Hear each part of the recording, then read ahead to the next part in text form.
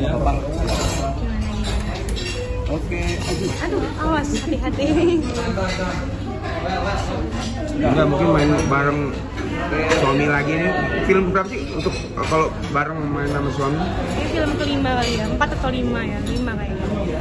Pokoknya ya begitulah kalau syuting bareng sama suami itu ada plus minusnya. Plusnya adalah kita enak bisa reading bareng, udah tahu bagaimana caranya flow-nya dia untuk berakting, begitupun mereka aku juga seperti itu. Cuman minusnya ya karena kita terlalu sering bareng, jadi kayak aduh gini gimana ya cara kita ngebedainnya ya karakter ini sama karakter ini tuh bagaimana ya, lebih ke situ aja sih. Tapi ya itu jadi tantangan tersendiri buat aku sama Ray. Seru lah pokoknya. anak-anak berarti diboyong juga dong. Apa?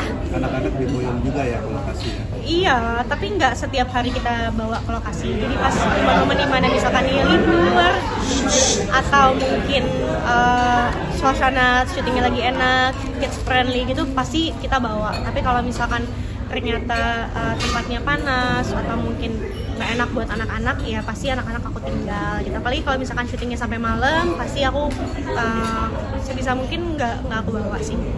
Kasian juga di merekanya. Tapi cara mengenalkan anak-anak ke tempat syuting perlu protokol khusus tuh dari kalian berdua?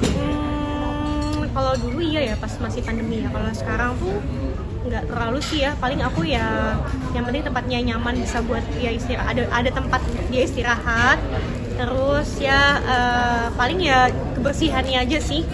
Lebih kayak gitu ya. Kalau untuk yang harus pakai masker semua kayak gitu udah enggak. Tapi termasuk rewel nggak atau enggak gitu malah? Enggak sih ya, dia alhamdulillahnya dia nggak rewel. Anak pertama juga nggak rewel, cuma lagi aktif-aktifnya aja sih. Apalagi yang pertama tuh masih lagi seneng-seneng lari kesana kesini, jadinya ya gitu. Makanya kalau misalkan tempatnya lega gitu kan, ada lapangannya tuh aku seneng mau bawanya, atau ada taman bermainnya. Tapi kalau misalkan tempatnya tuh kurang nyaman tuh ya kasihan dia anak-anaknya aja sih, jadi bosan gitu.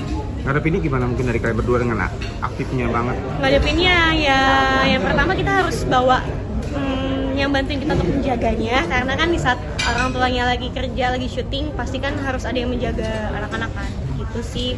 Terus ya kita bawa hal-hal yang bikin dia menarik, misalkan mainan-mainannya atau buku cerita, karena anak aku suka banget cerita-cerita di buku gitu, jadinya ya udah cari sesuatu yang bikin dia menarik. Itu sih yang bikin dia jadi nggak bosan. Tapi ketertarikan dengan buku udah lama kan tuh, momennya seperti apa sih ketika itu?